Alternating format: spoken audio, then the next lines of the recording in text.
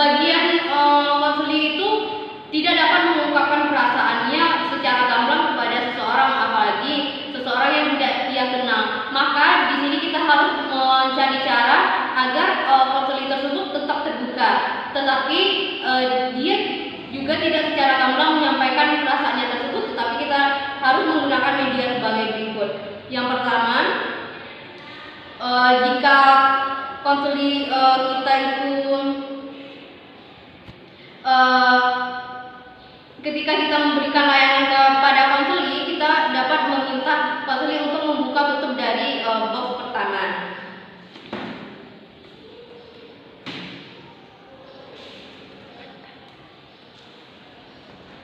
Di sini berisi beberapa pernyataan-pernyataan yang secara gampang untuk dibaca, tetapi secara tidak langsung konseli tersebut dapat menjawabnya secara spontan.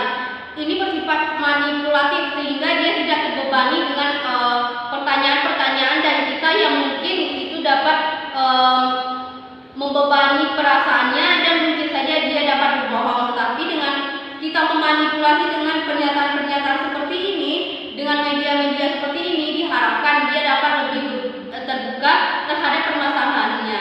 Seperti yang pertama, kita menanyakan dulu, bagaimana kabarnya hari ini? Tentu dia akan menjawab bagaimana keadaannya saat itu juga. Dan media ini juga dapat membuat layanan konseling kita itu lebih teratur dan terperinci, sehingga tidak ada yang terlupa dari urutan pelayanan yang kita inginkan. Jika dia tidak dapat mengungkapkannya dengan secara lisan, kita dapat juga memberikan kertas, lalu ia memasukkan kertas tersebut ke dalam kertas di sini, atau yang seperti surat amplop di sini, sehingga nanti setelah dia pergi kita dapat menganalisa apa permasalahannya yang terjadi. Di sini kita hanya menanyakan kabar. Di sini kita menanyakan bagaimanakah harinya pada saat ini. Jika di sini dia menjawab dengan spontan atau hanya basa-basi, dia hanya mengucapkan saya baik. Tetapi jika pertanyaan itu diulang lagi, maka diharapkan dia dapat lebih terbuka sehingga melupakan pernyataannya tadi. Jika dia sudah terbuka, maka kita lanjutkan pertanyaan selanjutnya. Begitupun kepada mengapa hal yang dapat membebaninya itu terjadi. Jika dia sudah dapat menyatakan atau dapat menuliskan, kita lanjut membuka box selanjutnya. Box ini berisikan tentang faktor-faktor permasalahan yang mungkin terjadi pada konseli kita tersebut.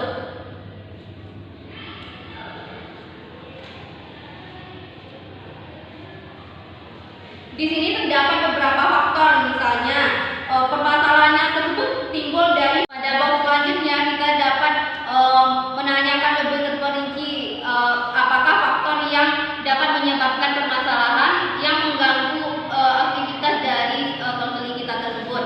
Di sini kita dapat menanyakan apakah hal tersebut sangat mengganggu. Secara tidak langsung nanti dia akan membahas ke arah faktor yang menyebabkan ia mengalami permasalahan. Jika kita buka tutup yang ini, maka akan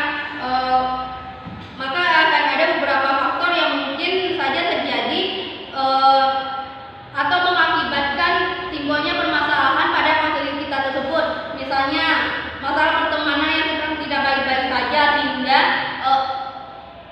sehingga permasalahan tersebut dapat mengganggu aktivitas belajarnya, karena di dalam kelas tersebut ia bertemu pertemanan itu lagi.